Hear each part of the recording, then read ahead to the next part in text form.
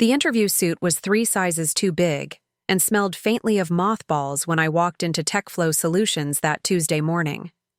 The blazer sleeves hung past my fingertips, and I'd safety pinned the waistband of the skirt to keep it from sliding down my hips.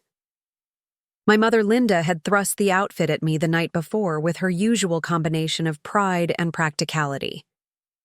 Before we jump back in, tell us where you're tuning in from, and if this story touches you, make sure you're subscribed, because tomorrow I've saved something extra special for you. Mrs. Henderson from church wore this to her daughter's wedding. Last year, she announced, holding up the navy polyester ensemble like it was designer couture. She said you could borrow it for as long as you need. It's practically brand new. I'd stood in my childhood bedroom in Glendale, Arizona, staring at the oversized suit while my mother waited for gratitude that wouldn't come. At 22, fresh out of Arizona State University with a computer science degree and $47,000 in student loans, I should have been grateful. Should have appreciated that my family was trying to help me land my first real job. Should have understood that we couldn't afford the kind of professional wardrobe that my classmates took for granted. Instead, all I felt was the familiar burn of embarrassment that had followed me through childhood like a persistent shadow.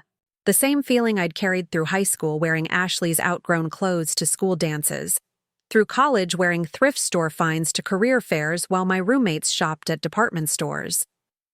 "Say thank you to your mother," my Father Frank called from his recliner, not bothering to look up from the television where a game show host was announcing cash prizes that seemed impossibly distant from our living room reality. "Thank you," I managed, though the words felt like gravel in my throat. Now, sitting in TechFlow's sleek reception area surrounded by floor-to-ceiling windows and minimalist furniture that probably cost more than my family's monthly rent, I pulled the oversized blazer tighter around my frame and tried to project confidence I didn't feel. The other candidates waiting for interviews looked like they'd stepped out of a business magazine, sharp suits that actually fit, leather portfolios that hadn't seen better days, shoes that weren't held together with superglue and hope. The receptionist, a polished woman in her 30s with perfectly straight blonde hair and a smile that seemed professionally calibrated, glanced at me periodically with the kind of expression reserved for lost tourists who'd wandered into the wrong building. I caught her whispering something to a colleague who looked over at me with barely concealed amusement. When Robert Sterling, the IT director, finally called my name, I stood too quickly and the safety-pinned skirt shifted dangerously. I clutched the waistband through the blazer fabric and followed him down a hallway lined with awards and photographs of company achievements. Robert was younger than I'd expected, maybe early 30s, with the kind of casual confidence that came from never having to worry about whether your clothes fit properly. "So, Natalie Parker," he said, settling behind his desk while I arranged myself carefully in the visitor's chair, making sure the skirt stayed in place. "Arizona State University, summa cum laude, computer science degree. Impressive academic. Record." I straightened slightly, finding solid ground in the one area where I knew I excelled. "Thank you. I specialized in software development and database management. My senior project involved creating a customer relationship management system that increased efficiency by 37% for a local nonprofit." Robert nodded, making notes on his tablet. "That's exactly the kind of innovation we're looking for in our customer service department. The position involves handling technical support calls, troubleshooting software issues for clients, and documenting common problems for our development team." Customer service. The words hit me like cold water. I'd spent 4 years studying advanced programming languages, machine learning algorithms, and software architecture. I'd graduated at the top of my class with professors recommending me for development positions at major tech companies. And they wanted me to answer phones. "I was hoping to discuss opportunities in your development department," I said carefully, trying to keep the disappointment out of my voice. My coursework focused heavily on programming and system design. Robert's expression shifted almost imperceptibly, his eyes taking in my ill-fitting suit with new assessment. Development positions require significant experience and cultural fit within our team. Customer service is an excellent entry point into the company. Many of our most successful employees started there. Cultural fit. The phrase hung in the air between us like a judgment I couldn't quite decode but understood instinctively. I glanced down at my oversized blazer, at the safety pin I could feel pressing against my hip, and realized I was being measured by standards that had nothing to do with my coding abilities or academic achievements. The position starts at $32,000 annually, Robert continued, his tone suggesting the conversation was concluding. Full benefits after 90 days, standard vacation package. It's a solid opportunity for someone just starting out. $32,000. It was more money than anyone in my family had ever made consistently, but it was also $15,000 less than the starting salaries my classmates were discussing. Less than what I'd calculated I needed to pay off my student loans within a reasonable time frame while still affording my own apartment. When would you need a decision? I asked, though we both knew I didn't have the luxury of choices. We're conducting final interviews this week and hope to make an offer by Friday, Robert said, standing to signal the end of our meeting. Thank you for coming in, Natalie. We'll be in touch. I shook his hand with fingers that barely extended past my blazer sleeves and walked back through the reception area, feeling every eye in the room tracking my movement. In the elevator down to the parking garage, I caught my reflection in the polished steel doors and saw exactly what everyone else had seen. A young woman drowning in borrowed clothes, trying to play a role she hadn't been equipped for. The drive back to Glendale took 40 minutes through Phoenix traffic that moved like molasses under the Arizona sun. Our neighborhood looked exactly as I'd left it that morning. Small ranch houses with desert landscaping, chain-link fences, and the occasional palm tree struggling against the heat. My father's auto repair shop occupied the garage behind our house, where the sound of air tools and Spanish radio created a constant background soundtrack to family life. Ashley was sprawled across the living room couch when I walked in, still wearing her Glendale Community College sweatshirt and scrolling through her phone with the dedicated focus of someone avoiding responsibility. At 19, she'd inherited our mother's practical nature and our father's disinterest in long-term planning, settling into a comfortable routine of part-time classes and weekend retail work that seemed to satisfy everyone's expectations. How'd the interview go? She asked without looking up from her screen. They offered me a position, I said, hanging the borrowed suit carefully in the hall closet where it would wait for Mrs. Henderson's next family occasion. That's great, Linda's voice carried from the kitchen where she was preparing dinner. I told you that suit would bring you luck. Mrs. Henderson said her daughter got 3 job offers wearing that same outfit. I joined my mother in the kitchen, watching her brown ground beef for tacos with movements that spoke of decades of making the same meals stretch across the same tight budgets.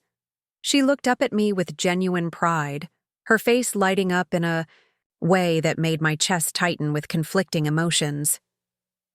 Tell me everything, she said, lowering the heat under the pan. What's the company like? Do they have a nice office? What will you be doing? Customer service, I said, the words feeling heavy in my mouth. Technical support calls, troubleshooting, that kind of thing. Customer service is perfect for you, Linda said with the confidence of someone who'd never worked in an office. Environment. You're so good with people and you know all about computers. It's like it was meant to be. I wanted to explain the difference between customer service and software development. Wanted to describe the way Robert Sterling's expression had changed when he'd cataloged my appearance. Wanted to voice the frustration building in my chest like steam in a pressure cooker. Instead, I nodded and helped her set the table for dinner. Frank came in from the garage as we were serving the food, his hands still stained with motor oil. Despite the pumice soap he used religiously, he'd been running Parker's auto repair for 23 years, building a reputation for honest work and fair prices that kept the business steady, if not prosperous. Greg, my older brother, worked alongside him now, having dropped out of trade school to help when Frank threw out his back 2 years earlier. "Natalie got a job today," Linda announced as we settled around the small dining table that had hosted every significant family conversation of my childhood. "What kind of job?" Greg asked, reaching for the salsa with hands that mirrored our father's permanent automotive stains. "Technical support at a big company downtown," I said, trying to inject enthusiasm into my voice. "TechFlow Solutions. They develop software for businesses." Frank nodded approvingly. "Good steady work? Benefits?" "After 90 days. That's better than most places offer right out of college," he said with the satisfaction of someone who'd never had benefits, beyond what he could afford to provide for himself. "You'll be making more money than the rest of us combined." The observation was meant as praise, but it carried an undercurrent I'd been navigating my entire life. The delicate balance of achieving success without making the people who loved me feel diminished by comparison. In the Parker family hierarchy, education beyond high school was viewed with a mixture of pride and suspicion, as if too much learning might somehow elevate me beyond their reach. Preparing and narrating this story took us a lot of time, so if you are enjoying it, subscribe to our channel. It means a lot to us. Now back to the story. "When do you start?" Ashley asked, finally looking up from her phone. "I haven't officially accepted yet," I said carefully. "They're making their final decision this week." "What's to decide?" Frank's tone sharpened slightly. "Job's a job. Money's money. You think something better is just going to fall into your lap?" The question hung in the air, loaded with implications about gratitude and realistic expectations, and knowing one's place in the world. I'd heard variations of it throughout my childhood whenever I'd expressed ambitions that seemed to reach beyond our family's established boundaries. "I just want to make sure it's the right fit," I said, using Robert Sterling's phrase and immediately regretting how foreign it sounded in our kitchen. "Right fit," Greg repeated with a snort. "Listen to her, Dad. 4 years of college and now, she's too good for honest work." "That's not what I meant," I protested, but the damage was already done. The familiar dynamic was reasserting itself. Any hesitation on my part interpreted as rejection of family values, any ambition beyond their understanding viewed as implicit criticism of their choices.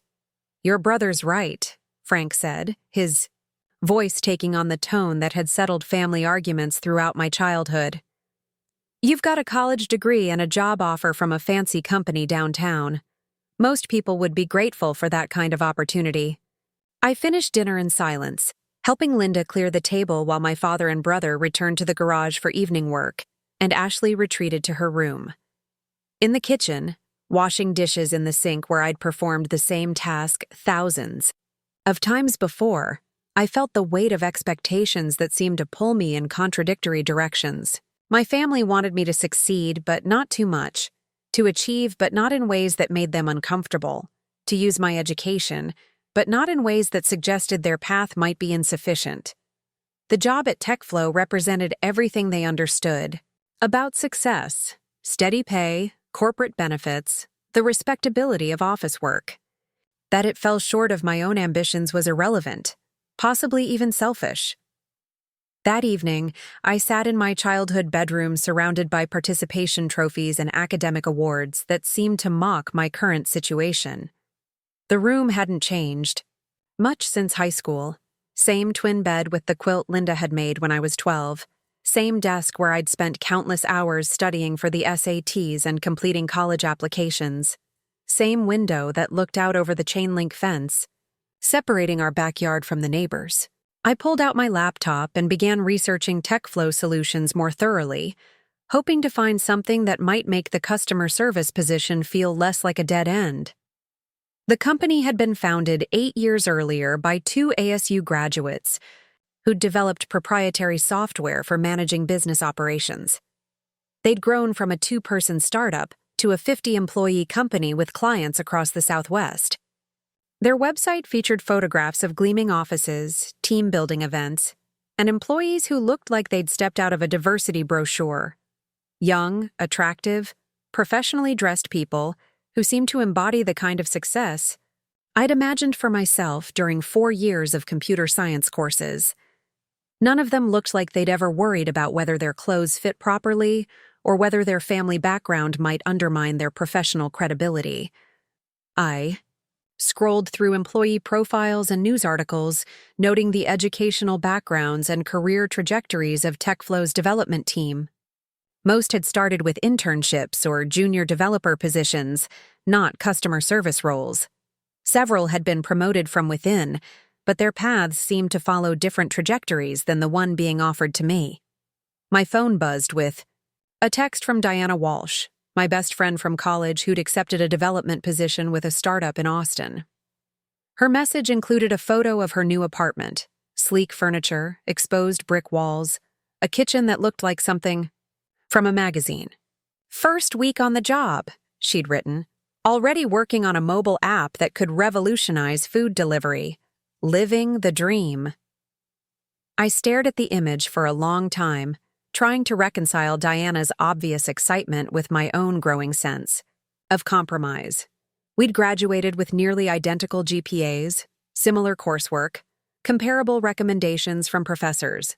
The primary difference between us was that Diana's parents had provided her with a professional wardrobe, a reliable car, and the financial cushion to be selective about job offers.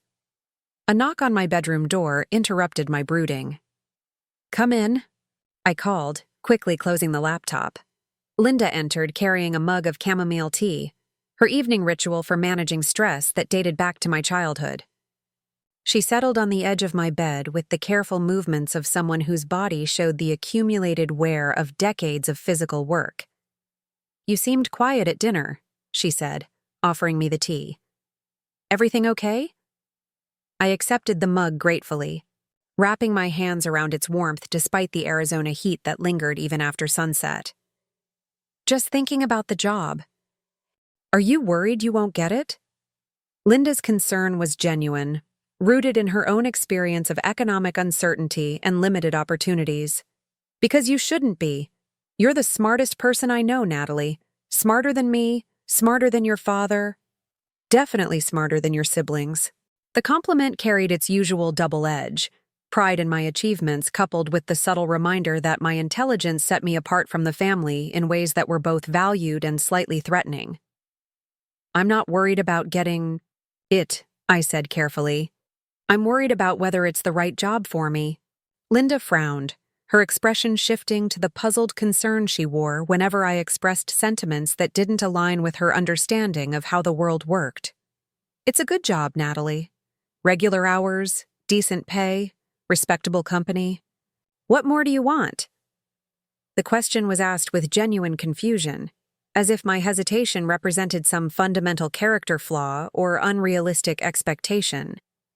How could I explain that I wanted to create software rather than explain it to frustrated customers? That I'd spent 4 years learning to build systems that could change how businesses operated, not to troubleshoot problems with existing applications. "I guess I thought I might start in a more technical role," I said finally. "Something that used more of what I learned in school." "You'll learn plenty on the job," Linda assured me with the confidence of someone who'd never worked in corporate America. "And once they see how smart you are, I'm sure they'll promote you quickly. You just need to get your foot in the door." Her optimism was both touching and naive, based on meritocratic beliefs that didn't account for the complex dynamics of corporate culture or the subtle barriers that could limit advancement. But arguing would only confirm her suspicions that college had given me unrealistic expectations about how the world operated. "You're probably right," I said, sipping the tea and tasting the familiar comfort of home in its herbal warmth. "I know I'm right," Linda said, patting my leg through the thin comforter. "Your father and I are so proud of you, sweetheart. First person in our family to graduate from college, and now you're going to work for a big company downtown. It's like watching a dream come true." After she left, I lay in the darkness listening to the familiar sounds of the house settling around me. The hum of the air conditioner working overtime against the desert heat, the distant noise of traffic on Grand Avenue, the occasional bark of neighborhood dogs. These sounds had formed the soundtrack of my childhood, comforting in their consistency, but increasingly foreign as my ambitions expanded beyond their boundaries. I thought about Diana's excitement, about the development opportunities I'd seen posted on job boards during my search, about the gap between where I wanted to be and where I was being offered a place. The customer service position at TechFlow wasn't the beginning of my career so much as a detour from it, a compromise that felt necessary but not inevitable. But as I drifted toward sleep, I also thought about my family's expectations and limitations, about the complex dynamics of success in a household where achievement was both celebrated and viewed with suspicion. The job represented security they understood and respected, a validation of their sacrifices to support my education. Rejecting it would require explanations I wasn't sure I could articulate without seeming ungrateful or presumptuous. In the morning, I would call Robert Sterling and accept the position. I would start work at TechFlow Solutions as a customer service representative, wearing thrift store clothes and carrying the subtle shame of unfulfilled potential. But I would also begin planning for something more, something that honored both my family's values and my own ambitions. The transformation would take time, strategy, and a level of determination I was only beginning to understand I possessed. But it would begin with a phone call that represented not just acceptance of a compromise, but the first step in a longer journey toward claiming the career I'd actually earned. The fluorescent lights in TechFlow's customer service department hummed with an intensity that made my eyes water by the third hour of my first day. 6 workstations arranged in 2 rows faced a wall of motivational posters featuring stock photos of diverse professionals pointing at charts and smiling at laptops. The headset they'd given me was slightly too large, sliding down whenever I moved my head, and the ergonomic chair had clearly been designed for someone with longer legs. Marcus Rivera occupied the workstation next to mine, a soft-spoken man, in his late 20s who'd been handling technical support calls for 3 years. During our first break, he'd explained the unwritten rules of customer service survival with the weary expertise of someone who'd learned them through painful experience. "Keep your call resolution time under 12 minutes average," he said, stirring sugar into coffee that smelled like it had been brewed sometime during the previous administration. "Anything longer and Amanda Foster starts asking questions you don't want to answer. Log every interaction in the system, even if the customer hangs up before you can help. And whatever you do, don't suggest solutions that require development team involvement unless you want Robert Sterling to have a conversation with you about staying in your lane." The phrase struck me oddly. Staying in your lane. As if the knowledge I'd gained during 4 years of computer science education was somehow inappropriate to apply in a technology company, even when it might actually solve customers' problems more effectively than the scripted responses we were required to follow. My first week passed in a blur of password resets, software installation guidance, and explaining to frustrated business owners why their systems were behaving in ways that seemed deliberately obtuse. The work itself wasn't difficult, but it was mind-numbing in ways I hadn't anticipated.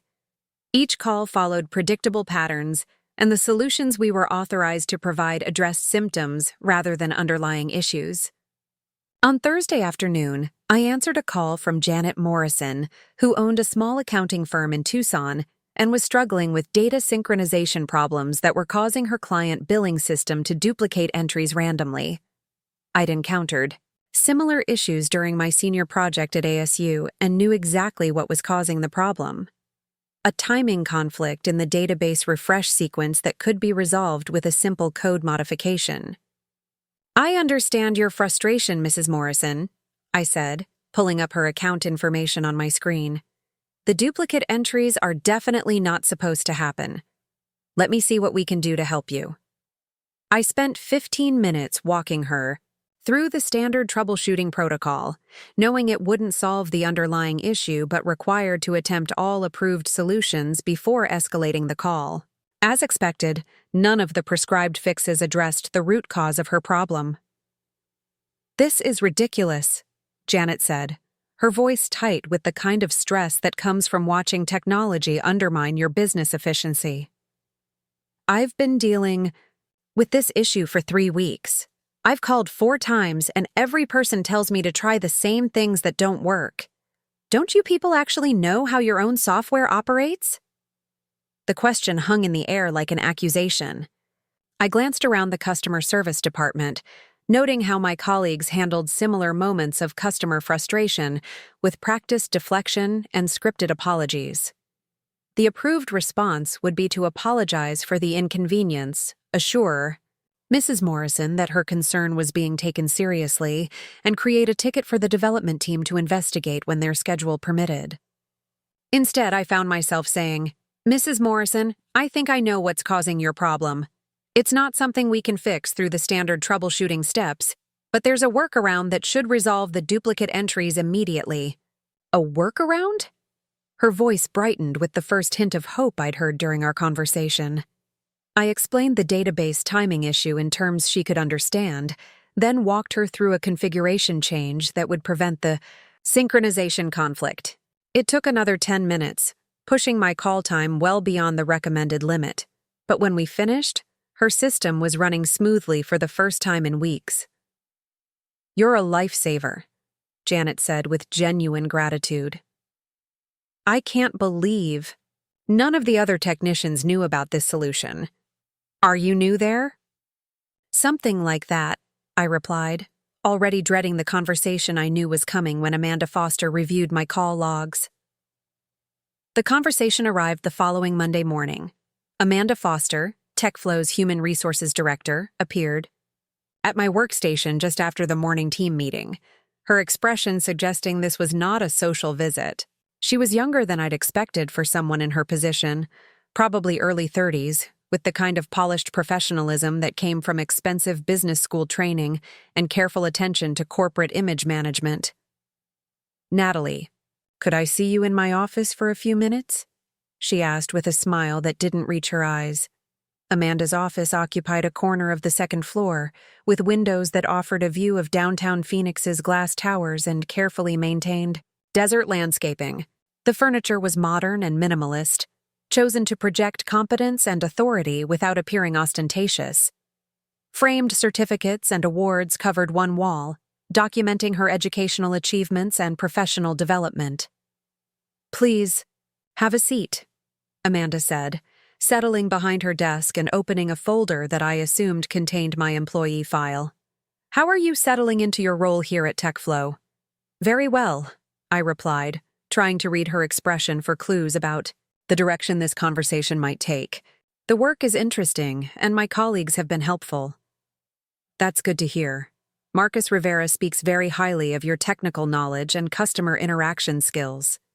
Amanda paused, consulting her notes with theatrical precision. "I did want to discuss your call with Janet Morrison last Thursday afternoon." Here it comes, I thought, preparing for a reprimand about exceeding call time limits or deviating from approved protocols. "Mrs. Morrison called back Friday morning, specifically to compliment your service," Amanda continued, her tone remaining neutral. "She said you solved a problem in 20 minutes that had been plaguing her business for weeks, and that you were the first technician who actually understood both her issue and your own software well enough to provide an effective solution." I blinked, uncertain whether this was leading toward praise or criticism. "I'm glad I could help her. The challenge, Natalie, is that your solution involved configuring her system in ways that aren't part of our standard support protocols. When customers receive inconsistent service experiences, it can create problems for other team members who may not have your particular background." The diplomatic phrasing couldn't disguise the underlying message. My effectiveness was being framed as a problem rather than an asset. My education and problem-solving abilities positioned as disruptive rather than valuable. I'd encountered similar dynamics in college group projects, where demonstrating competence sometimes generated resentment rather than appreciation. "I understand," I said carefully. "Should I have escalated the call to the development team instead?" "That would have been the appropriate protocol, yes.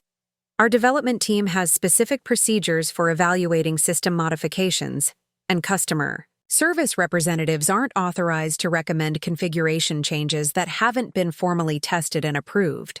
Amanda's explanation made bureaucratic sense, but ignored the practical reality that development team investigation could take weeks while customers struggled with preventable problems. It also suggested that my computer science education was somehow irrelevant to my current role. That knowledge gained through formal study was less valuable than adherence to established procedures. Going forward, Amanda continued, I'd appreciate if you could stick to the standard troubleshooting protocols. If those don't resolve a customer's issue, create an escalation ticket and let the appropriate team handle more complex problems. Does that make sense? Absolutely, I replied, though internally I was cataloging the implications of what she was really saying. Stay in your lane. Don't demonstrate capabilities that exceed your assigned role. Don't make your colleagues look less competent by comparison. Don't remind management that they might be underutilizing your potential. As I returned to my workstation, Marcus looked up from his current call with an expression that suggested he'd witnessed similar conversations before. During our lunch break, he confirmed my suspicions about the unwritten rules governing customer service at TechFlow. You're not the first computer science graduate they've hired for this department, he explained as we sat in the break room eating sandwiches from the vending machine. Most don't last more than 6 months. They either get frustrated with the limitations and quit, or they get terminated for repeatedly exceeding their authority. What about promotions to the development team? I asked, though I was beginning to suspect the answer. Marcus laughed without humor. In theory, it's possible. In practice, customer service is considered a separate track, different skill set, different career path, different management structure. The development team hires from outside or promotes from within their own department. They don't usually consider customer service representatives, even ones with relevant education. The revelation was disheartening but not entirely surprising. Corporate hierarchies often reflected cultural assumptions about the relative value of different types of work, and customer service was typically viewed as entry-level rather than technical, despite requiring significant product knowledge and problem-solving skills. So what do? I asked, genuinely curious about how someone survived 3 years in a role that seemed designed to waste their potential. I'm working on my MBA at night, Marcus replied with a shrug. Figure if I can't advance through technical skills, maybe I can move into management eventually. Not ideal, but it's a strategy. That evening, I drove home through Phoenix traffic that moved like thick syrup in the desert heat, my mind churning with frustration and growing determination. The conversation with Amanda Foster had clarified something important about TechFlow's corporate culture and my place within it. I was being systematically discouraged from applying my actual capabilities, constrained by protocols that prioritized consistency over effectiveness. At dinner, my family's enthusiasm about my new job felt increasingly disconnected from my actual experience. Linda asked detailed questions about my coworkers and the office environment, while Frank wanted to know about the benefits package and vacation policies. Ashley seemed impressed that I was working for a real company downtown, as if the location itself conferred prestige that trumped any concerns about job satisfaction. How much are you making again? Greg asked as we cleared the dinner table. $32,000, I replied, the figure still feeling substantial in our household context, despite its limitations in terms of loan repayment and professional advancement. Not bad for answering phones, he observed with the casual dismissiveness that had characterized his attitude toward my education since high school. Better than breaking your back in a garage all day. The comment stung more than it should have, reducing 4 years of complex study and my current professional responsibilities to answering phones. But it also reflected a broader family dynamic where my achievements were valued primarily in terms of economic advancement, rather than intellectual fulfillment or career development. That weekend, I began developing what I would later recognize as my first strategic plan for professional advancement. If TechFlow wasn't going to utilize my technical skills in customer service, I would find ways to develop and demonstrate them independently. If the company culture discouraged initiative within established roles, I would create opportunities outside those constraints. I started by researching every aspect of TechFlow's software suite, studying documentation and user manuals that went far beyond what was required for my customer service role. I downloaded trial versions of competing products and analyzed their features, identifying gaps and inefficiencies that might represent improvement opportunities. I began keeping detailed notes about customer complaints and system issues, looking for patterns that might suggest systemic problems requiring development attention. More importantly, I started building relationships with employees outside the customer service department. The company's open office layout made casual interaction possible during breaks and lunch periods, and I discovered that many TechFlow employees were genuinely interested in discussing technical challenges and improvement ideas. Kevin Chen worked as a junior developer on the database management team, and our conversations during coffee breaks gradually evolved from polite workplace chit-chat to substantive discussions about system architecture and optimization strategies. Kevin had graduated from ASU 2 years ahead of me with a similar academic background, but he'd been hired directly into a development role after completing an internship at a smaller tech company. The customer service feedback could actually be really valuable for our team, Kevin mentioned during one of our Friday afternoon conversations. We spend a lot of time trying to figure out where users are having problems, but we don't always get clear information about specific pain points. I've been tracking some patterns in the support calls, I said carefully, not wanting to overstep boundaries but recognizing an opportunity. There are definitely recurring issues that might be worth investigating. Kevin's interest was genuine, and over the following weeks, our informal discussions evolved into something resembling collaboration. I would share anonymized summaries of customer problems I'd encountered, and he would explain the technical constraints and development priorities that influenced how his team addressed various issues. These conversations provided insight into TechFlow's internal dynamics that I never could have gained from my customer service role alone. The development team was perpetually understaffed and overcommitted, working on high-priority projects that left little time for addressing the kind of incremental improvements that could significantly enhance user experience. Customer feedback rarely reached them in actionable forms, filtered through multiple layers of management and bureaucracy that stripped away technical detail and context.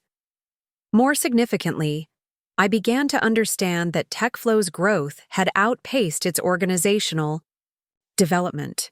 Founded by technical experts who'd focused primarily on product development, the company had expanded rapidly without developing sophisticated management structures or clear advancement pathways.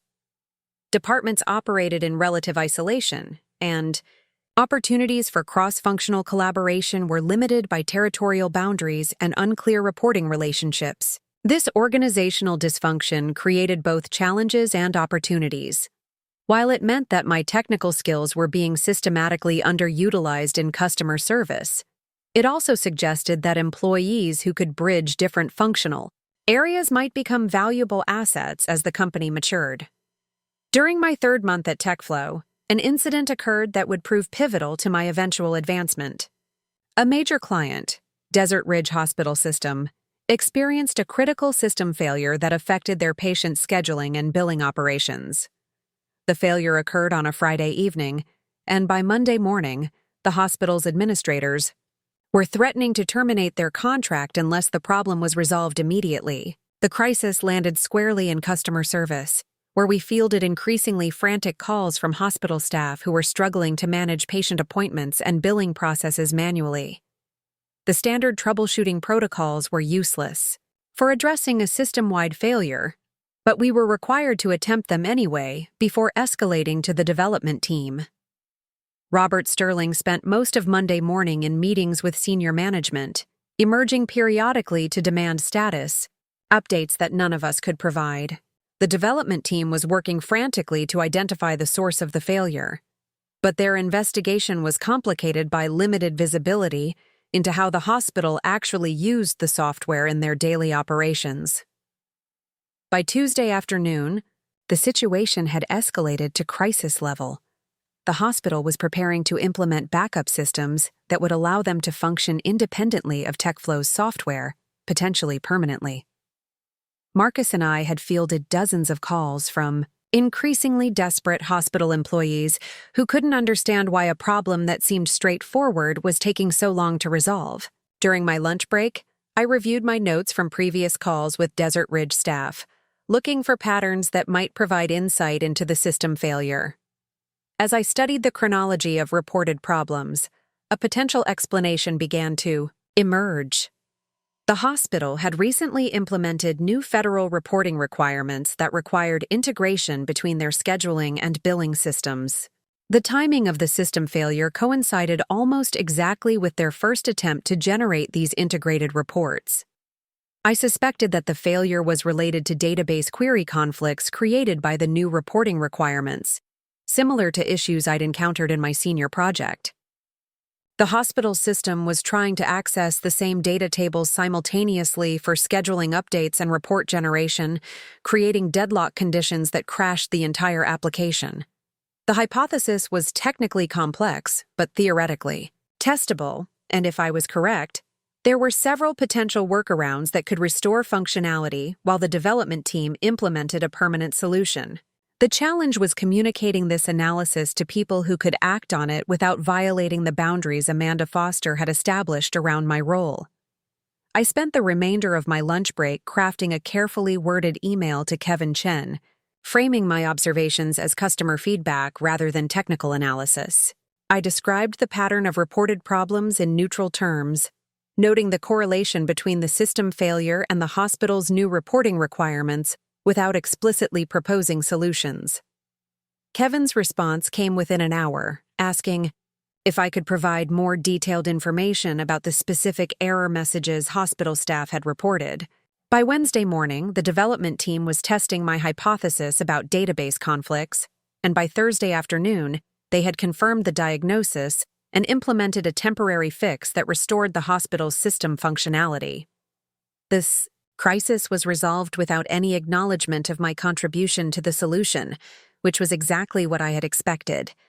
Kevin thanked me privately for the customer insights that had helped his team identify the problem, but the official narrative credited the development team's investigation and technical expertise. Amanda Foster sent a department-wide email commending the customer service team for their professionalism during a challenging situation, without mentioning that one of us had actually diagnosed the underlying issue. But something had shifted in my understanding of how TechFlow operated and how I might navigate its constraints more effectively. The incident had demonstrated that my technical knowledge could be valuable to the company, even within the limitations of my current role, provided I could find ways to apply it that didn't threaten established hierarchies or challenge existing protocols. More importantly, I had begun building relationships and establishing credibility that might eventually open doors to more meaningful opportunities. Kevin Chen had seen firsthand that my technical analysis could contribute to solving complex problems, and other developers had heard about the customer feedback that had helped resolve the hospital crisis. Over the following weeks, I continued developing these informal collaborations while being careful to maintain the appearance of staying within my assigned role.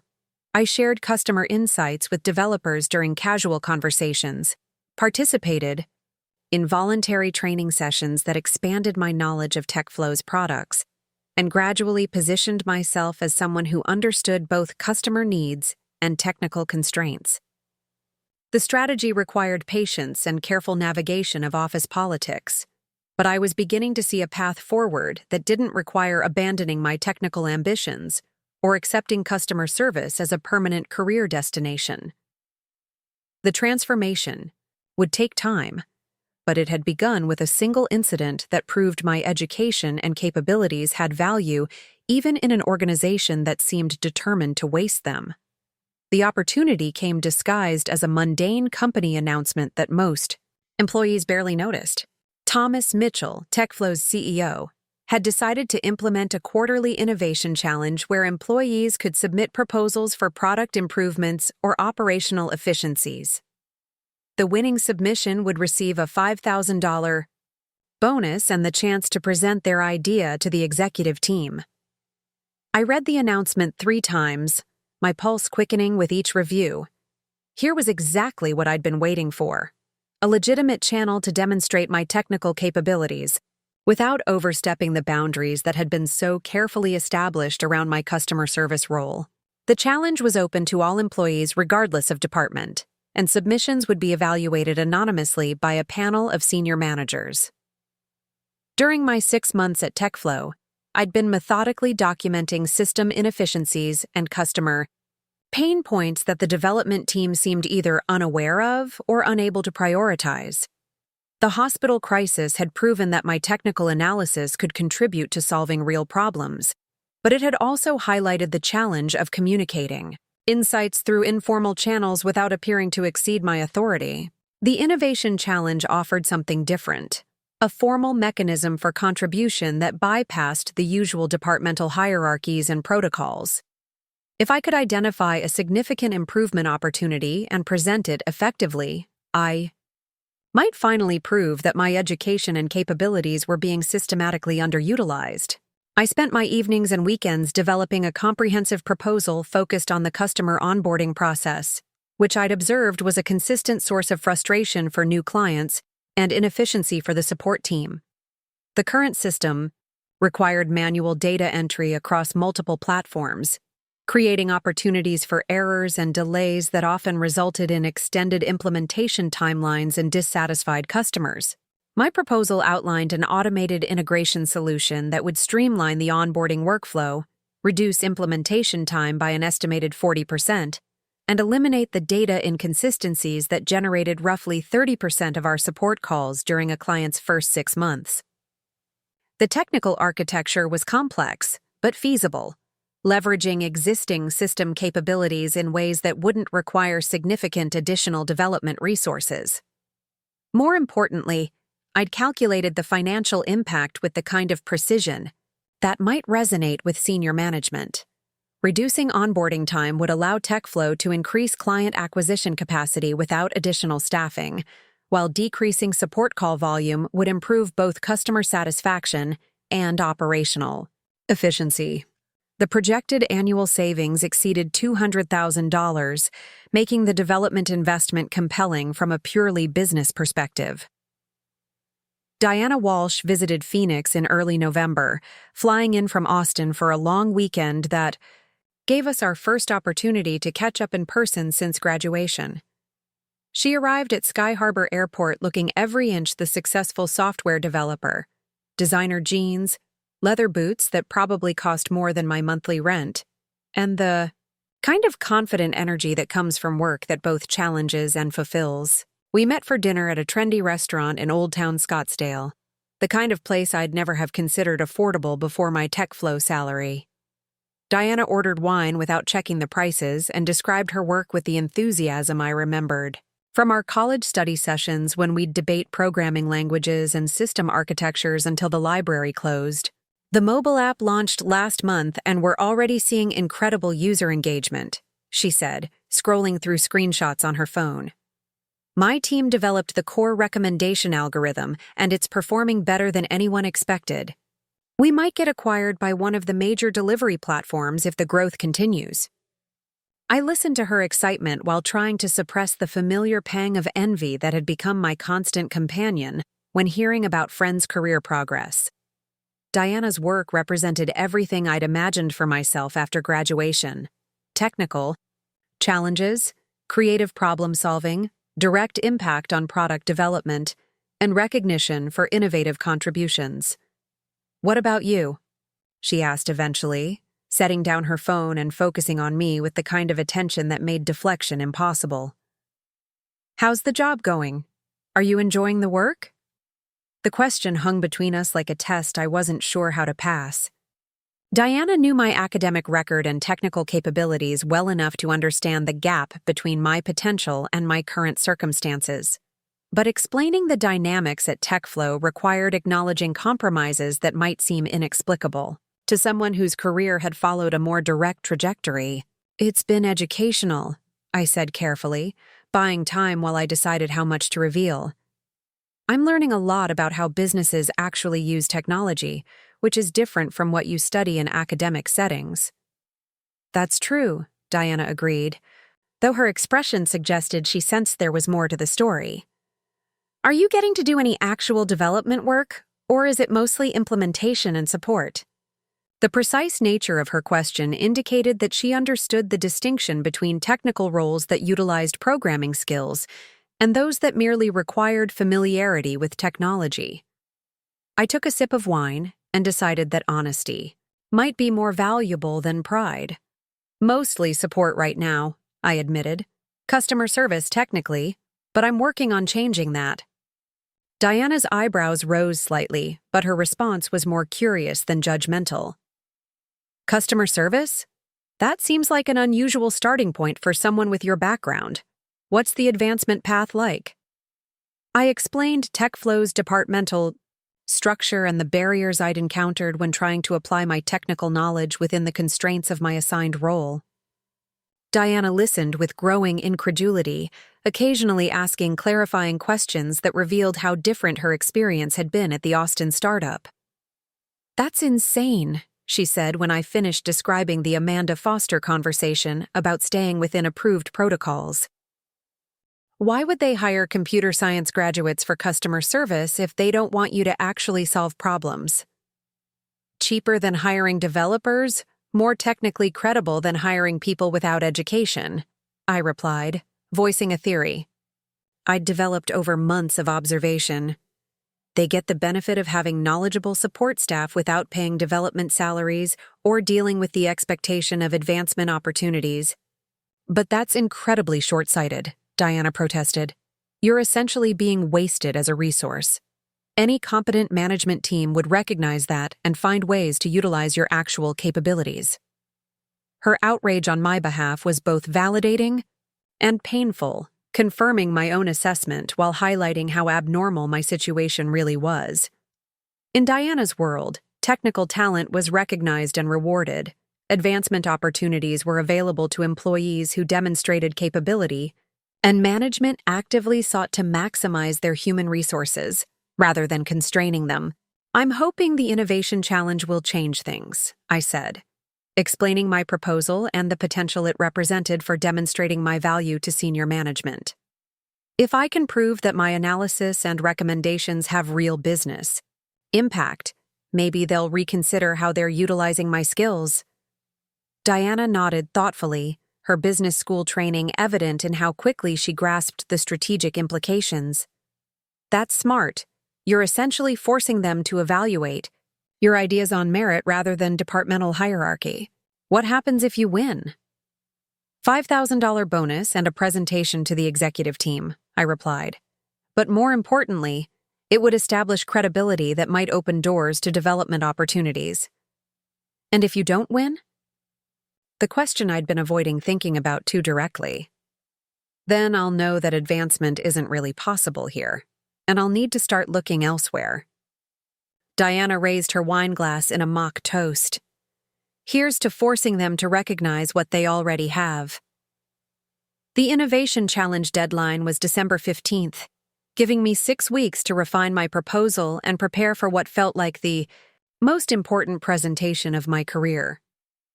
I spent my lunch breaks in TechFlow's small library, researching industry best practices and competitive analysis that would strengthen my recommendations. Evenings were devoted to technical specifications and financial projections that would demonstrate the feasibility and value of my proposed solution. Kevin Chen proved invaluable during this process, offering insights into the development team's current priorities and technical constraints that helped me frame my proposal in terms that would resonate with senior management. Our conversations remained carefully casual, conducted during coffee breaks and chance encounters that maintained the appearance of coincidental interaction rather than deliberate collaboration. "The onboarding inefficiencies are definitely a known issue," Kevin confirmed during one of our Friday afternoon discussions. but it's been categorized as a process problem rather than a technical one, so it hasn't been prioritized for development. Resources. What would it take to change that categorization? I asked, trying to understand the internal dynamics that influenced project prioritization. Probably a cost-benefit analysis that demonstrates significant financial impact, Kevin replied. The development team has to justify every project in terms of resource allocation and expected return on investment. If you could show that automation would save substantial money or generate new revenue, that might shift the priorities. This insight proved crucial in how I structured the final version of my proposal. Rather than focusing primarily on technical, elegance or customer satisfaction improvements, I emphasized the quantifiable business benefits that would result from addressing onboarding inefficiencies through automated solutions. Every recommendation was tied to specific cost savings or revenue enhancement opportunities, presented with the kind of financial precision that I hoped would appeal to executive-level decision-making. The process of developing the proposal also clarified something important about my own professional aspirations. I discovered that I was genuinely excited by the challenge of identifying business problems that could be solved through technical innovation, and that my customer service experience had provided insights into user needs that purely technical roles might not have offered. Perhaps my circuitous path through TechFlow's organizational hierarchy was providing valuable perspective that would ultimately make me a more effective developer. Understanding customer pain points firsthand, experiencing the frustrations of inefficient processes from a user perspective, and witnessing the gaps between technical capabilities and business operations might prove to be advantages rather than setbacks. At home, my family remained largely unaware of the professional maneuvering that occupied my thoughts. Linda continued to express pride in my steady employment and regular paycheck, while Frank occasionally asked about advancement opportunities with the kind of casual interest that suggested he didn't expect dramatic changes. Ashley had started dating someone she'd met at community college, and Greg was considering expanding the auto repair business to include motorcycle service. The familiar rhythms of family life provided both comfort and reminder of how different my ambitions had become from theirs.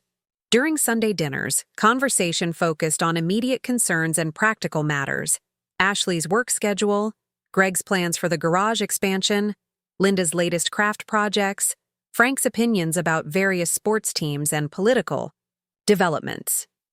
My innovation proposal represented aspirations that existed in a completely different realm from these domestic concerns, requiring explanation of corporate dynamics and technical concepts that would seem foreign to their experience. The gap between my daily preoccupations and my family's understanding continued to widen, creating a sense of isolation that I struggled to acknowledge even to myself. But the proposal also represented something else: proof that I was actively working to claim the kind of professional recognition I believed I deserved, rather than simply accepting the limitations that had been imposed on my role.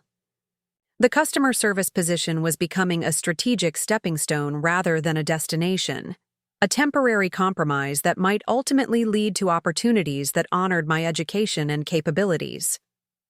December arrived with uncharacteristic cold that had Phoenix residents digging through closets for jackets and sweaters that rarely saw use. I submitted my innovation proposal on the morning of the deadline, a 30-page document that represented months of analysis and the distillation of everything I'd learned about TechFlow's operations and improvement opportunities. The evaluation process would take 3 weeks, with results announced at the company holiday party in early January. The waiting period was excruciating, filled with second-guessing about technical details and presentation strategies, while maintaining the appearance of normal customer service responsibilities. Marcus noticed my distraction during the final weeks of December, eventually asking if everything was okay during one of our lunch conversations. I'd grown to trust his discretion over our months of working together, and his own frustrated ambitions made him a sympathetic audience for professional concerns. I submitted a proposal for the innovation challenge, I admitted, explaining the onboarding automation project and my hopes for what recognition might mean for my career trajectory. "That's brilliant," Marcus said with genuine enthusiasm. "I've been thinking about submitting something myself, but I couldn't come up with anything that seemed significant enough to get senior management attention." "What would you propose if you could think of something?" I asked, curious about his perspective on TechFlow's improvement opportunities. "Honestly, complete restructuring of how customer service integrates with product development," Marcus replied without hesitation. "We see problems and user needs that never get communicated effectively to the people who could actually fix them. But that's not really an innovation proposal, it's more like organizational therapy." His observation highlighted one of TechFlow's fundamental dysfunction: the artificial separation between customer-facing employees who understood user needs and technical teams who had the capability to address them. My proposal attempted to bridge that gap in one specific area, but Marcus was identifying a systemic issue that affected the entire company's efficiency and responsiveness. The conversation gave me additional confidence that my analysis was identifying real problems rather than imaginary inefficiencies. If experienced employees like Marcus were independently observing similar disconnects between customer needs and organizational priorities, then my proposal was addressing genuine business challenges rather than academic concerns. New Year's Eve fell on a Thursday, and I spent the evening at a house party hosted by one of Ashley's community college friends in Tempe. The gathering was exactly what I'd expected: cheap beer, loud music, and conversations about topics that seemed increasingly distant from my daily preoccupations. I found myself checking my phone periodically, irrationally hoping for some early indication of the innovation challenge results. At midnight, watching fireworks illuminate the desert sky while surrounded by people whose aspirations and concerns differed so dramatically from my own, I made a resolution that had been building throughout the previous months. Regardless of the innovation challenge outcome, I would no longer accept the professional limitations that had been imposed on my role at TechFlow. If my proposal was selected, I would leverage that recognition to pursue development opportunities within the company. If it wasn't chosen, I would begin actively searching for positions elsewhere that would utilize my technical education and allow for advancement based on capability, rather than departmental boundaries. The decision felt both liberating and terrifying, acknowledging that I was prepared to risk the security I'd achieved in pursuit of opportunities that might not materialize. But 6 months of systematic underutilization had convinced me that accepting constraints on my potential was ultimately more dangerous than the uncertainty of pursuing alternatives. The holiday party was scheduled for January 8th at a downtown hotel ballroom that TechFlow had rented for the occasion. The Innovation Challenge results would be announced during the program, preceded by presentations from the 3 finalist proposals. Amanda Foster had sent an email to all employees encouraging attendance and describing the event as an opportunity to celebrate the company's growth and innovation culture. I spent the week leading up to the party oscillating between confidence and anxiety, rehearsing potential presentation scenarios while trying to maintain normal customer service productivity.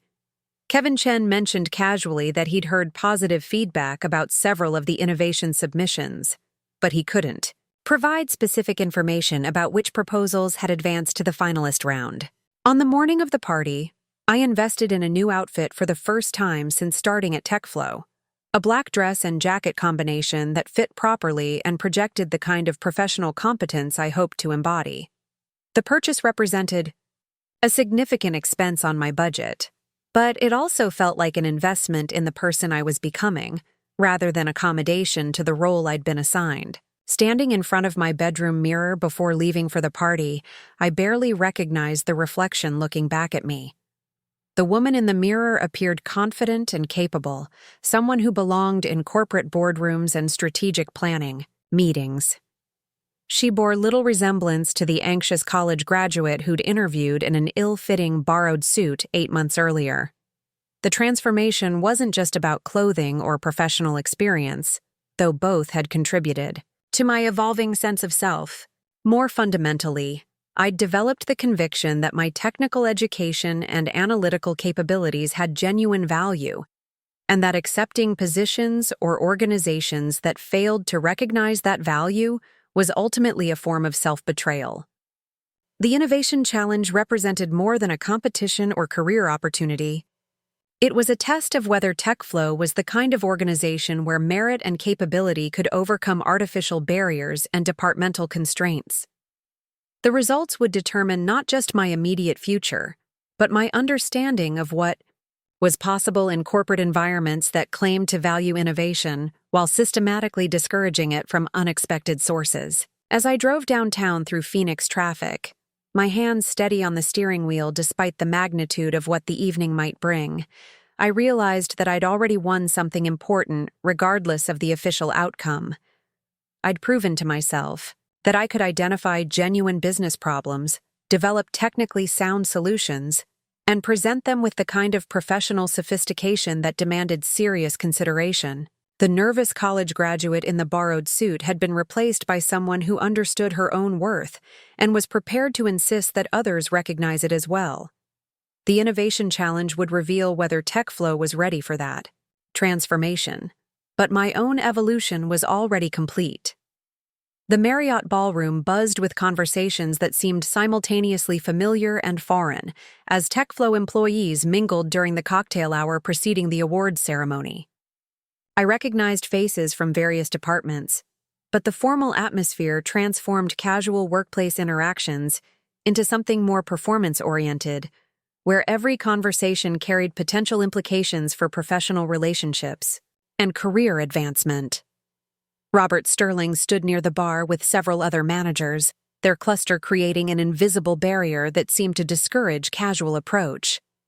Amanda Foster moved through the crowd with practiced social efficiency, greeting employees with the kind of measured warmth that human resources professionals perfected through years of corporate events. Thomas Mitchell, TechFlow's CEO, remained Aitao, largely surrounded by senior staff and what appeared to be board members or major clients.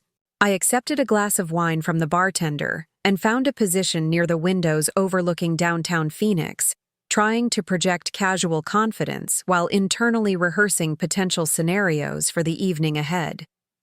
Kevin Chen appeared beside me after several minutes, looking uncharacteristically formal in a navy suit that emphasized how rarely employees saw each other outside standard business attire. "Big night," he said simply, raising his own glass in a subtle toast. "How are you feeling about everything?" "Nervous," I admitted, grateful for his familiar presence amid the corporate theater surrounding us. "I keep wondering if my proposal was too ambitious or not ambitious enough." Kevin smiled with what appeared to be genuine warmth rather than polite encouragement. "I heard through unofficial channels that the finalist presentations are supposed to be really impressive this year. The competition was apparently much stronger than anyone expected." His comment could be interpreted either as reassurance or warning, depending on whether my submission had advanced to the finalist round. The ambiguity was probably intentional, reflecting the careful balance Kevin maintained between friendship and professional discretion within TechFlow's politically complex environment. Diana Walsh appeared in my peripheral vision, and for a moment I thought I was imagining her presence at a company event in Phoenix. But she was definitely real, wearing a stunning emerald dress and approaching with the kind of confident smile that suggested her attendance was entirely planned rather than coincidental. "Surprise," she said, embracing me warmly before I could fully process her unexpected presence. "I flew in this afternoon specifically for tonight. I wanted to be here when you found out about the Innovation Challenge results." "How did you even know about the party?" I asked, still disoriented by her sudden appearance in my professional environment. "You mentioned it during our phone call last week, and I thought this might be exactly the kind of moment when having a friend in the audience could matter," Diana replied with characteristic directness. "Plus, I've been curious about TechFlow ever since our dinner conversation. I wanted to see this place for myself." Kevin extended his hand with professional courtesy as I made introductions, but I noticed his expression shifting as Diana described her role as senior developer at the Austin startup. The reminder of alternative career trajectories seemed to highlight the constraints that characterize TechFlow's approach to employee development. Phoenix has a surprisingly vibrant tech scene, Diana observed, scanning the ballroom with obvious assessment. Austin tends to get more attention, but there's definitely innovation happening here too. TechFlow has been growing steadily, Kevin agreed diplomatically. The challenge is always balancing expansion with maintaining the culture and operational efficiency that made the initial success possible. Diana nodded thoughtfully, though her expression suggested she was cataloging details that might not align perfectly with Kevin's diplomatic characterization. As someone who'd experienced rapid growth at a different kind of technology company, she was probably recognizing dynamics that employees embedded within TechFlow's culture might not perceive as clearly. Thomas Mitchell approached the podium at exactly 7:30, his presence commanding immediate attention from the assembled employees. At 45, he projected the kind of casual authority that successful entrepreneurs often developed, combining genuine technical expertise with the political acumen necessary for corporate leadership. His brief opening remarks emphasized TechFlow's continued growth and the importance of employee innovation in maintaining competitive advantage. Tonight, we're celebrating not just our collective achievements, but the individual creativity and initiative that drives our success, Mitchell announced, his voice carrying easily through the ballroom's sound system.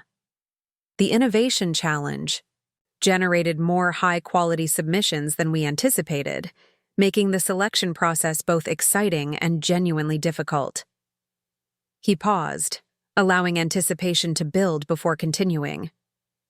3 proposals advanced to tonight's final presentations, each addressing significant operational challenges with technically sophisticated and financially compelling solutions. The winning submission will receive recognition and resources to implement their recommendation. But honestly, all 3 finalists have identified improvements that deserve serious consideration. My pulse quickened as Mitchell introduced the evaluation process and criteria that had guided the selection committee's decisions. The emphasis on financial impact and implementation feasibility suggested that my focus on quantifiable business benefits might have resonated with senior management priorities. Our first finalist is Marcus Rivera from Customer Service, presenting a proposal for integrated communication platforms that would enhance coordination between technical and client-facing teams. Marcus walked to the podium with visible nervousness, but his presentation was articulate and well-researched. He outlined the communication gaps that created inefficiencies across multiple departments, proposing technological solutions that would streamline information sharing and reduce duplicated efforts. His analysis was thorough and his recommendations practical, reflecting months of observation about TechFlow's operational dysfunctions. The audience responded with polite applause, though I noticed several managers exchanging glances that might have indicated surprise at the sophistication of Marcus's proposal. Customer service representatives weren't typically viewed as sources of strategic insight about organizational improvement, making his advancement to the finalist round a subtle challenge to established hierarchies. Our second finalist is Jennifer Walsh from Marketing, with a comprehensive strategy for leveraging data analytics to optimize client acquisition and retention. Jennifer's presentation focused on untapped opportunities within TechFlow's existing client database, identifying patterns that could inform more targeted marketing efforts and predict client satisfaction issues before they became retention problems.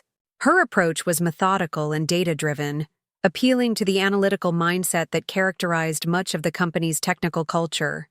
As Jennifer concluded her presentation to enthusiastic applause, I realized that my proposal would need to demonstrate not just technical competence, but strategic thinking that exceeded the already impressive standards established by the other finalists. The competition was indeed stronger than anyone had anticipated, raising the stakes for my own performance.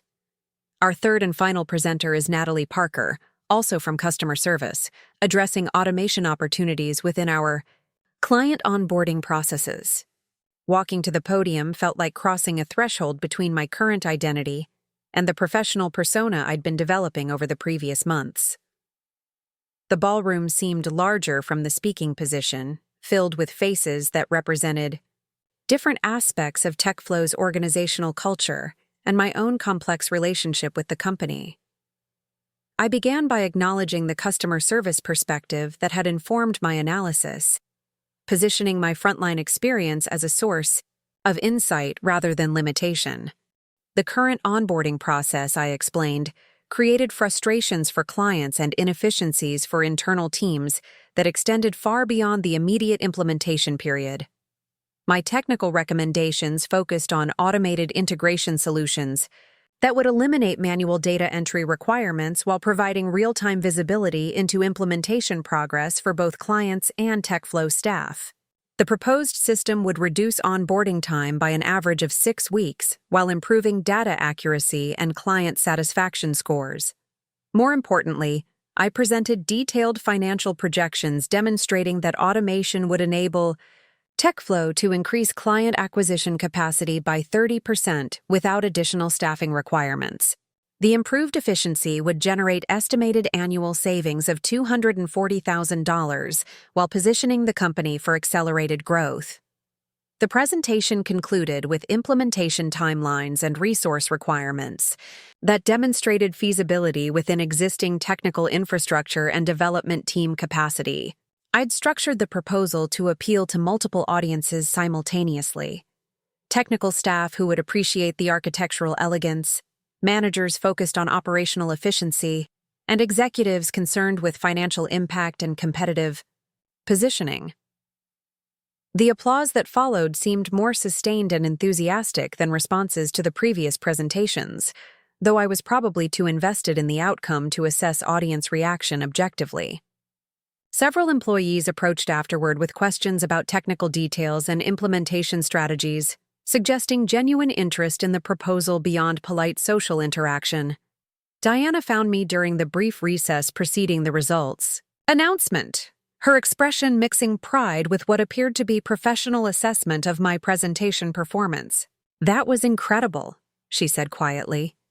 "You presented like someone who's been developing business strategy for years, rather than working customer service for 8 months. The financial analysis alone was more sophisticated than proposals I've seen from senior consultants. Do you think it was too technical?" I asked, second-guessing elements of the presentation that might have seemed overly complex for a general audience. "Absolutely not. You struck exactly the right balance between technical credibility and business justification," Diana assured me. The cost-benefit analysis was particularly compelling. Anyone listening to that presentation would have to take you seriously as a strategic thinker. Kevin appeared as we were talking, his expression suggesting news that he wasn't entirely comfortable sharing. "I probably shouldn't tell you this," he said with obvious internal conflict. "But I overheard some of the evaluation committee discussion during the break. There was definitely surprise about the quality of proposals from customer service representatives." "Good surprise or concerning surprise?" I asked, trying to interpret the implications of senior management's reaction.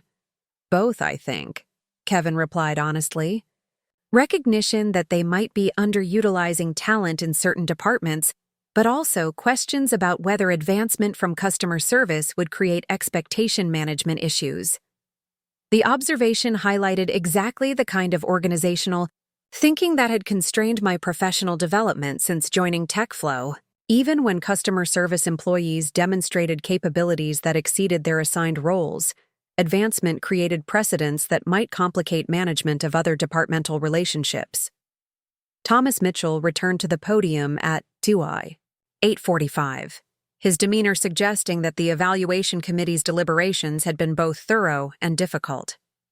The sustained applause that greeted his reappearance reflected genuine anticipation about results that would influence multiple career trajectories and organizational dynamics.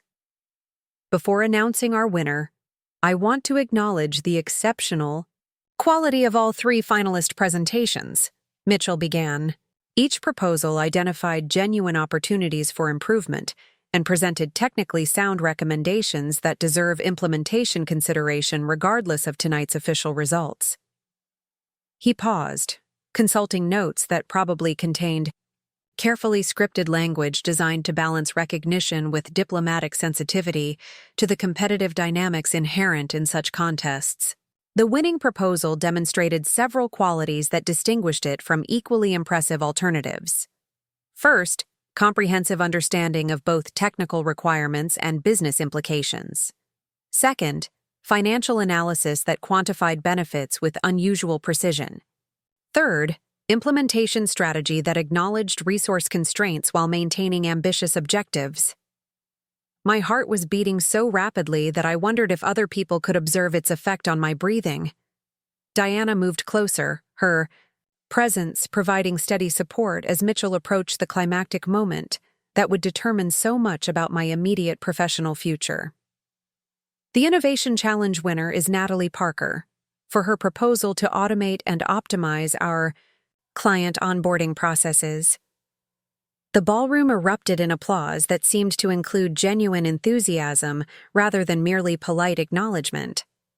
I stood frozen for several seconds, processing the reality of recognition that had seemed both desperately desired and impossibly distant throughout months of careful planning and strategic patience. Diana was crying, though I wasn't sure why, until I realized that tears were streaming down my own face as well.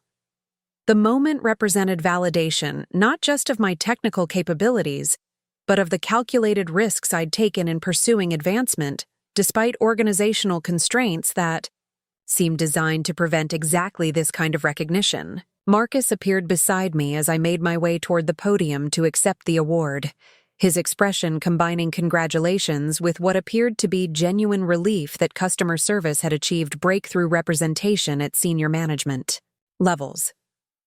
"You did it," he said simply. "You actually proved that we're more than just phone answerers."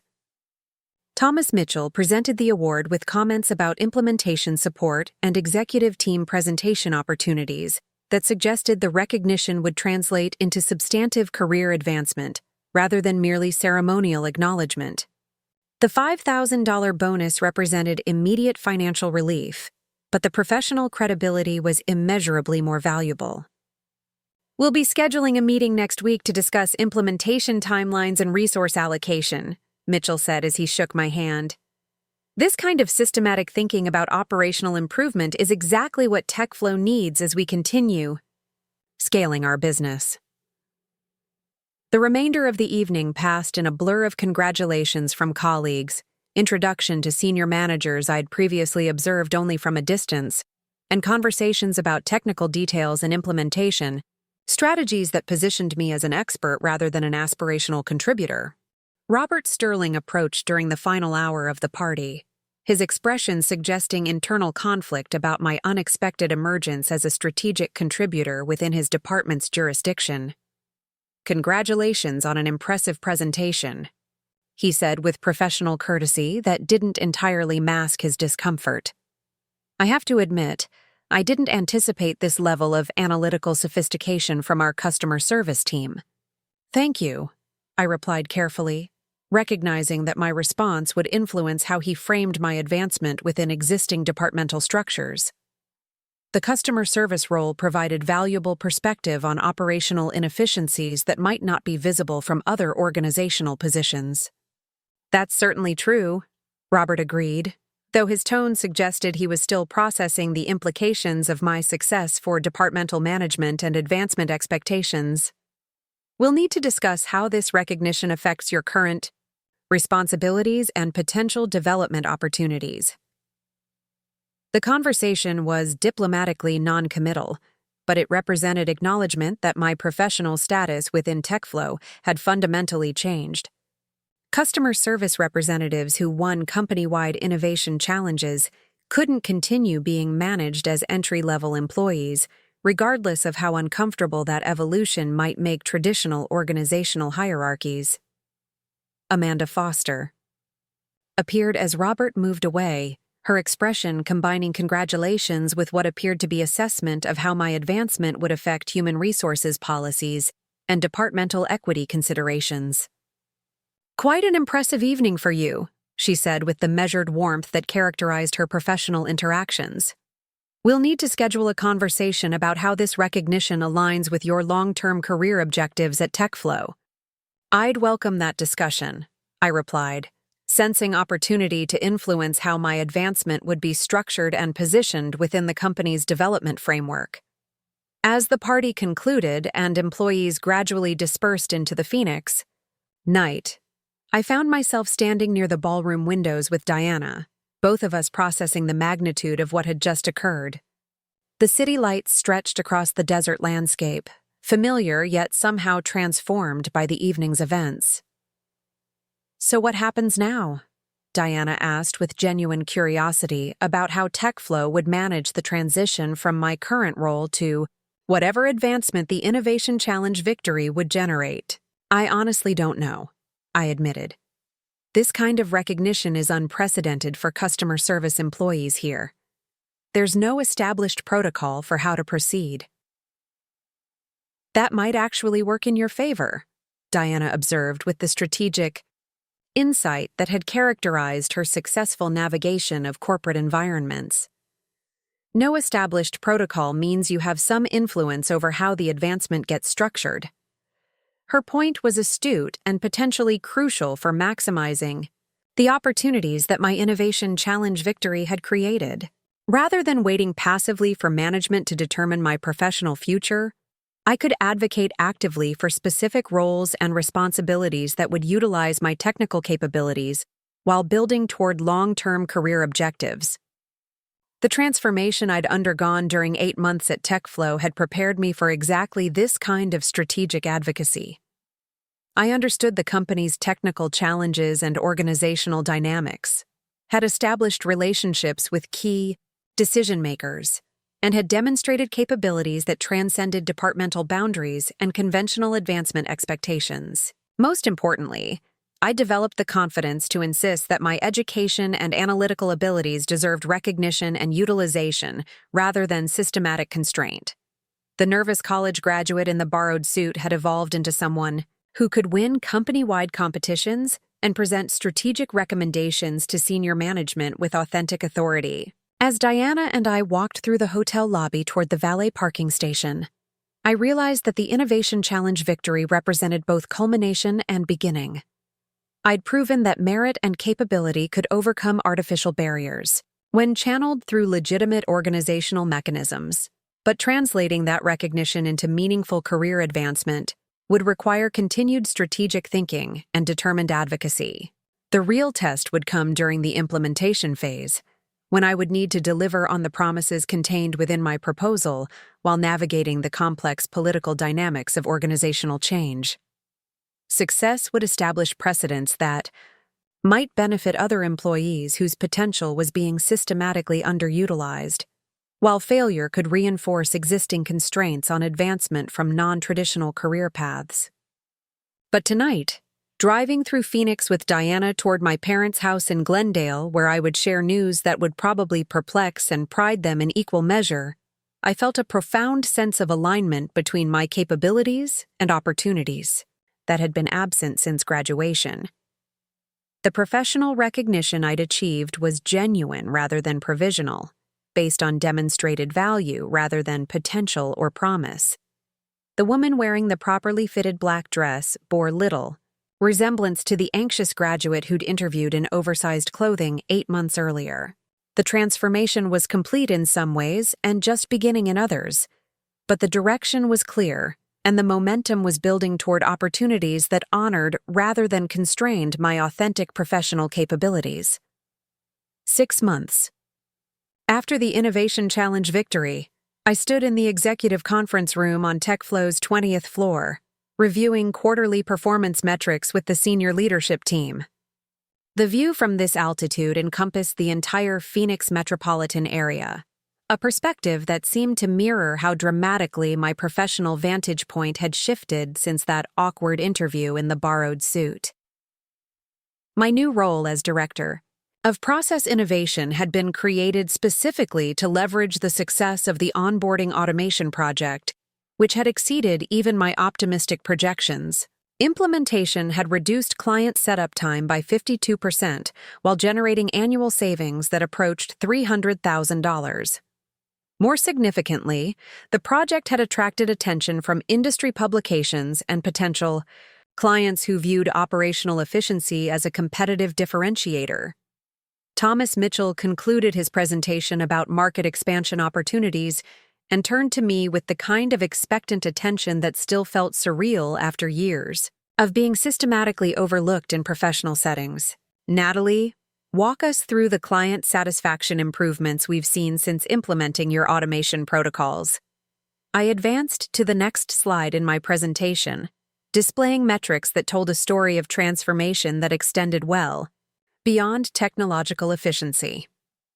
Customer Net Promoter Scores had increased by 38 points, implementation complaints had decreased by 73%, and client retention rates were approaching industry-leading levels.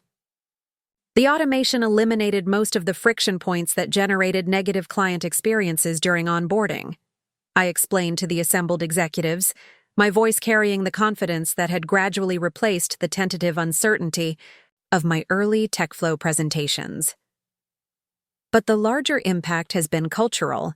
When we removed manual inefficiencies, we created space for customer-facing teams to focus on value-added consultation rather than administrative tasks.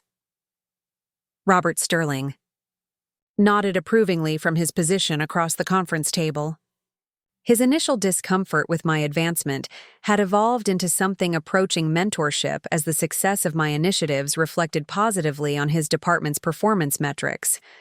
The transformation of our working relationship illustrated how professional recognition could reshape organizational dynamics that had previously seemed immutable.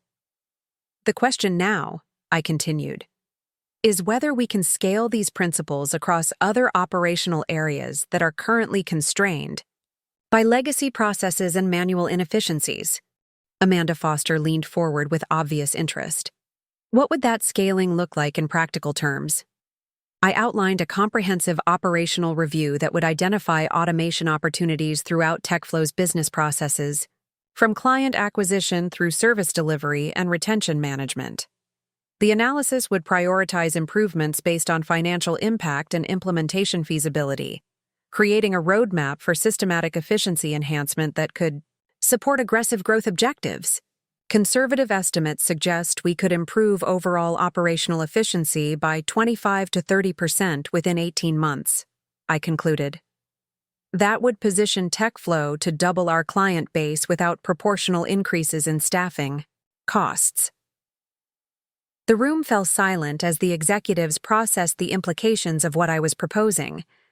Thomas Mitchell's expression suggested the kind of strategic excitement that successful entrepreneurs displayed when presented with opportunities that could fundamentally accelerate business development. "How confident are you in those projections?" he asked finally. "Very confident," I replied without hesitation. "The methodology is proven, the technical infrastructure exists, and we have implementation experience that reduces execution risk significantly." Mitchell exchanged glances with the other senior managers before responding.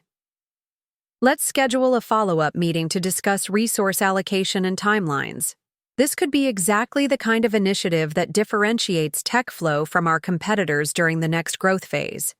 As the meeting concluded and executives dispersed to their various responsibilities, I remained in the conference room for several minutes, absorbing the magnitude of how completely my professional circumstances had transformed. The woman presenting strategic initiatives to CEO-level leadership bore no resemblance to the customer service representative who had been discouraged from applying her technical education just months earlier. Kevin Chen appeared in the doorway, having waited for the senior managers to depart before approaching. Our friendship had deepened as my advancement created opportunities for legitimate collaboration between process innovation and software development teams. "Impressive presentation," he said with genuine admiration. "I especially liked how you positioned the scaling proposal as a competitive advantage rather than just internal improvement." Business language for business problems, I replied with a smile that acknowledged how much I'd learned about corporate communication during my rapid professional evolution. The technical solutions are only valuable if they can be articulated in terms that resonate with executive priorities. Kevin nodded thoughtfully. Diana mentioned something interesting when she was in town last week. She said you'd evolved into exactly the kind of strategic technologist that startups fight over. The comment was particularly meaningful coming from Kevin, whose own career trajectory had followed more conventional paths through technical roles towards senior development positions. His recognition of my professional growth validated the unorthodox approach I'd taken to establishing credibility and advancing within TechFlow's organizational structure. That evening, I drove through Phoenix toward my new apartment in Scottsdale, a modern complex with amenities that would have seemed impossibly luxurious during my customer service salary period. The move had been both practical and symbolic, representing financial capability and professional status that aligned with my evolving identity rather than constraining it. My family had reacted to news of my promotion with their characteristic mixture of pride and bewilderment. Linda remained convinced that my success was primarily attributable to luck and persistence rather than technical capability, while Frank viewed the salary increase as validation of his advice about accepting entry-level opportunities that could lead to advancement. Ashley had seemed genuinely impressed by the apartment and professional recognition, asking detailed questions about corporate culture and advancement strategies that suggested her own ambitions might be expanding beyond the limited horizons that had previously seemed to satisfy her. Greg remained largely uninterested in the specifics of my work, but had acknowledged that my success was pretty cool by his standards. The family dynamics continued to evolve as my professional circumstances diverged further from their experience and understanding. Sunday dinners now included conversations about business travel and client presentations that required explanations of corporate concepts that seemed foreign to their blue-collar frame of reference. But the fundamental affection and support remained constant, even when filtered through bewilderment about my professional transformation. They might not understand the technical aspects of my work or the strategic implications of operational efficiency improvements, but they recognized that I was thriving in ways that exceeded their expectations and honored their investments in my education. Diana called as I was settling into my evening routine, her voice bubbling with excitement about developments at her Austin startup that might lead to acquisition by one of the major technology platforms. "The due diligence process is insane," she said, with the kind of exhausted enthusiasm that characterized successful entrepreneurs during high-stakes negotiations. "But the potential buyout would value our company at 12 times what anyone expected when I joined 18 months ago." "That's incredible," I replied with genuine happiness for her success. "Are you excited about the acquisition or worried about how it might change the company culture?" "Both," Diana admitted. "The financial opportunity is life-changing, but integration with a larger organization always creates uncertainty about individual roles and advancement paths." Her observation resonated with my own experience of navigating corporate environments where individual success depended partly on personal capability and partly on organizational dynamics beyond individual control. The difference was that Diana's startup had recognized and rewarded her contributions from the beginning, while I'd been forced to create recognition through strategic persistence and demonstrated value. "Speaking of advancement paths," Diana continued, "I heard through industry connections that TechFlow is getting serious attention from potential acquirers. Your process innovation work has apparently impressed some major players who are looking for operational efficiency expertise." The news was both exciting and concerning. Acquisition could provide resources and opportunities that would accelerate TechFlow's growth while potentially disrupting the professional relationships and advancement trajectory I'd worked so hard to establish. "How do you feel about the possibility of being acquired?" Diana asked, probably sensing my ambivalence about organizational changes that could affect my carefully constructed professional position. "Honestly, I'm not sure," I replied. TechFlow has finally become an environment where my capabilities are recognized and utilized. Acquisition could enhance that or completely undermine it, depending on the acquiring company's culture and priorities. That's the eternal startup dilemma, Diana agreed. Growth requires resources and market access that often come through acquisition, but integration always risks losing the qualities that made the original company successful. After our conversation ended, I spent the evening researching the acquisition speculation Diana had mentioned, trying to understand what organizational changes might result from various potential scenarios. The analysis required the same kind of strategic thinking that had characterized my approach to advancement within TechFlow, but applied to circumstances largely beyond my individual influence. The following week brought confirmation that acquisition discussions were indeed progressing, though details remained confidential pending completion of due diligence processes.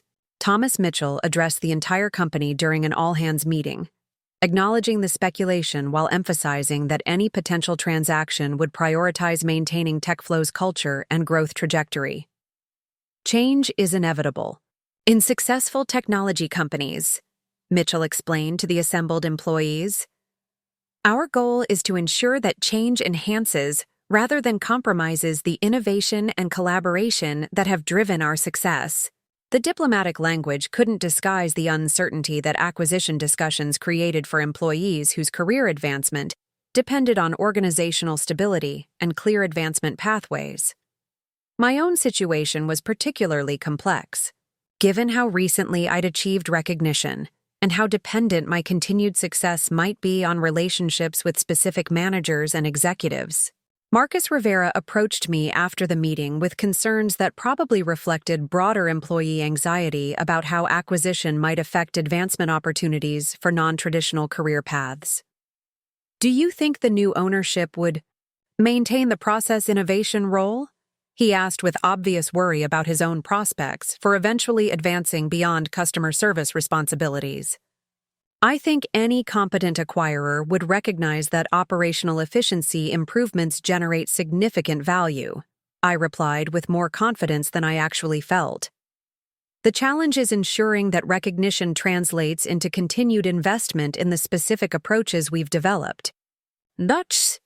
The conversation highlighted my responsibility not just for my own professional advancement, but for establishing precedents that might benefit other employees whose potential was being systematically underutilized. The innovation challenge. Victory had proven that customer service representatives could contribute strategic value, but sustaining that recognition required continued demonstration of results that justified the organizational investment. 3 weeks later, TechFlow announced its acquisition by Meridian Systems, a Fortune 500 technology company with clients throughout North America, and expansion plans that required exactly the kind of operational efficiency expertise I'd been developing. The transaction valued TechFlow at $87 million, representing a return on investment that validated the growth strategy I'd helped implement. The integration process moved with corporate efficiency that impressed even employees who had grown accustomed to TechFlow's rapid development pace. Meridian's management team conducted comprehensive reviews of all operational processes, identifying areas where TechFlow's innovations could be scaled across their broader client portfolio. My process innovation work attracted particular attention from Meridian's executive team, who viewed operational efficiency as a key differentiator in increasingly competitive technology markets. Within 6 months of the acquisition, I was promoted to Regional Director of Operational Excellence, with responsibility for implementing automation and efficiency improvements across Meridian's Southwest operations. The role included a salary that exceeded my family's combined annual income by a substantial margin, along with equity participation that could provide long-term financial security that previous generations of Parkers had never imagined possible. More importantly, the position represented recognition of my capabilities at levels that transcended the departmental constraints and cultural limitations that had initially seemed insurmountable. 2 years after walking into TechFlow wearing an ill-fitting borrowed suit, I stood before Meridian's board of directors presenting a comprehensive strategy for operational transformation that could generate hundreds of millions in efficiency improvements across their national operations. The woman delivering that presentation bore no resemblance to the anxious graduate who had been grateful for any employment opportunity that provided steady income and basic benefits. The transformation hadn't occurred through luck or connections, but through systematic demonstration of value that forced organizational recognition of capabilities that had been systematically underestimated. Every strategic decision, from accepting the customer service role through winning the innovation challenge to navigating corporate acquisition, had been calculated to advance long-term objectives rather than accepting short-term limitations. My family attended the board presentation, having flown to Dallas at my invitation to witness the culmination of a professional journey they had supported without fully understanding.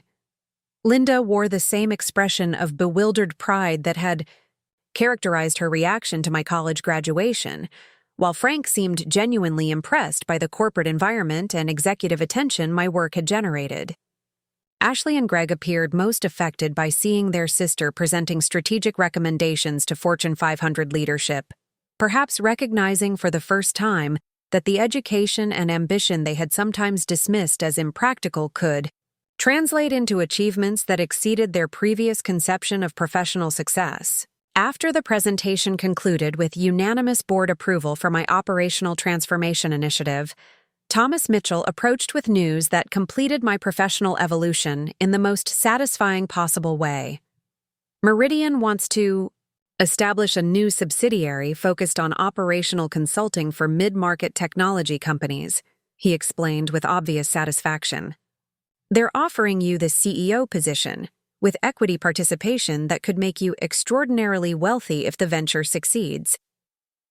The offer represented more than professional advancement or financial opportunity.